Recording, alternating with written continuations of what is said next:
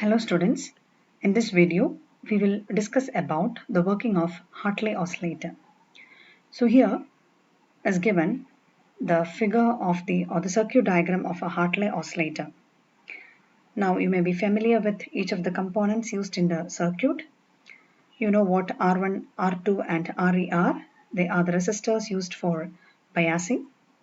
You have a coupling capacitor here which actually removes or blocks the DC signal to enter into the input side, that is to the base. Then you have, instead of the collector resistance here, you have a radio frequency choke very similar to that of a Colpitts oscillator, and this basically what the duty is, it will choke the AC signal. So at the output you know that you will get amplified AC signal, and if you allow that to pass through, actually it will disturb the input signal line. Input signal supply VCC it will affect, and that will actually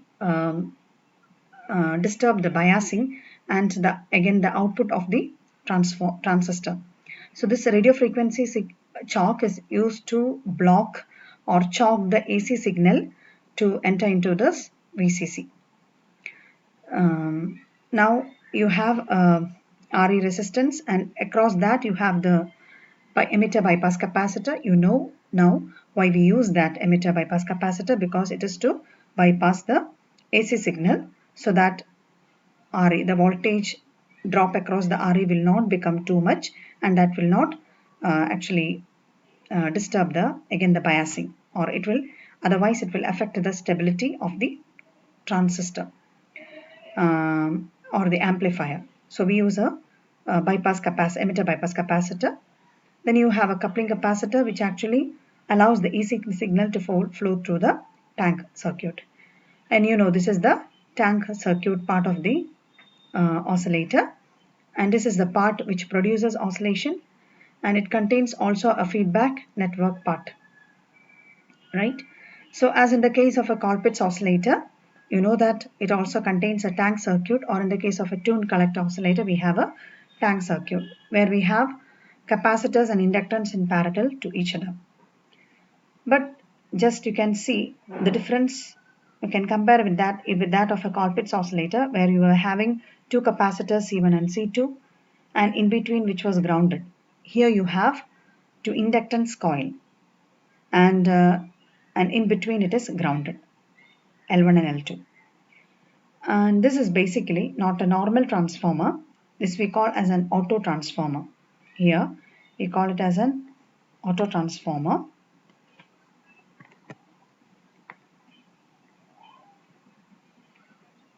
It is not like normal transformer.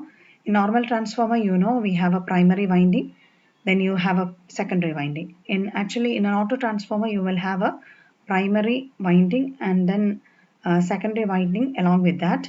You can give the primary, you can consider this as the primary, and then you can consider this as the secondary part, but that will be a single winding. You don't have two separate coil or mutually coupled, like as if in the case of a normal transformer. And this is the case of an auto transformer, and you will have induced from the primary you get induced voltage, inductance or voltage in the L1 and L2. This is the peculiarity of an auto transformer. And you know that here you can see that once first time when the capacitor is charged, so let it be charged in this way, say this is positive and this is negative. So that means inductance coil, this part will get positive and this part will get negative, based on the capacitance charge. So since this is negative, this becomes negative, and this becomes since this is positive, this becomes positive, right? So that means this point polarity, so let me be the point A, and the polarity of that and this polarity of the point B, those two are different. Okay, so now you know what happens in a tank circuit and how the oscillations are produced in a tank circuit. I'm not going into the details of that, but anyway, you may take the output across the inductance L1. So output is taken across, you can take the output across this inductance L1. But then what is feedback to the, you know, here the feedback, or you connect the tank circuit between the collector and the base side, and this part works as the feedback force feedback circuit, because the voltage across the L2, that is actually coupled to the, or that is actually what is fed to the input base. So that is the actually feedback voltage. So, and if you see that, you know that the output voltage, this is positive and this is negative. So that means the output voltage, if this is the polarity, and whatever you give to the L2 to the base, and this is negative with respect to this positive, right? So that means the feedback voltage is actually of opposite polarity when compared to the output voltage. Okay, so now you consider the case, that is, you have first you are giving a signal like this, or initially that the input signal be like this, what is being given, and you get the amplified output signal, but the amplified output signal which you get from here, and that will be out of phase but then amplified, right? But then whatever occurring across this or after the in the feedback network, what we get is actually the opposite of that. So you are getting the opposite of that in the feedback network. Okay, and that is what is actually fed to here. And you see that the is input signal and the signal which you give to the from the feedback network, these two are in phase, right? These two are in phase. Okay, so thus we can say that it maintains this positive feedback in this oscillator circuit. And output can be taken from here. Now what you have to understand is that we discussed how it works, how a Hartley oscillator works, and basically this is the peculiar feature of a Hartley oscillator, how the auto transformer and the grounding between that, and how you take the output from the so since we are taking the output from here and the feedback voltage from here, you can see that the polarity of this feedback voltage is opposite to that of the output voltage.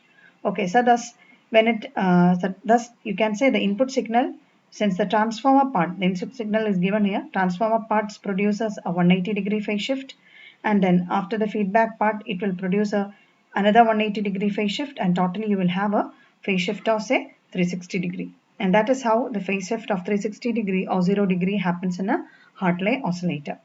Okay, now as per the Barkhausen criterion, all the values, or when you design it, you have to keep in mind that the beta A value should be greater than or equal to 1 for sustained oscillations. Now we have to think about the frequency, or first we will see the feedback fraction beta. And here the feedback fraction beta obviously will depend upon the voltage, and this is the output voltage of the feedback, right? And the input is actually the voltage across L1, and that and the output of the feedback circuit. This is the feedback circuit, you know. So this L1 voltage across L1 is given, that is the input, and the output is the voltage across L2. So we can say that a voltage across an inductance is directly proportional to its inductance value. So I can write beta is equal to L2 divided by L1. Okay. So if you want, voltage gain must be greater than 1 by beta, which is equal to L1 by L2. But anyway, now this is about the beta feedback fraction. Now we can say what is the frequency of oscillations produced in the Hartley oscillator, and that is equal to 1 by 2 pi root of LC. So here capacitance C is fixed. There is only one capacitance value, but then L is actually, you have a combination of L1 and L2. And this mutual coupling, that will produce an effective coupling L as equal to N1 plus L2 plus 2M, where M is the mutual induction. And you have already learned that M is actually equal to K times root of L1 into L2. Anyway, this is the mutual inductance, and you have this L1, L2 values, and you can get the value for L here. And this is how, so using this value of L and the capacitance, you can find out, or you can say in other words, if you want to construct an oscillator of a particular frequency, you have to design the value of L and C accordingly, and you can generate the frequency in which you want.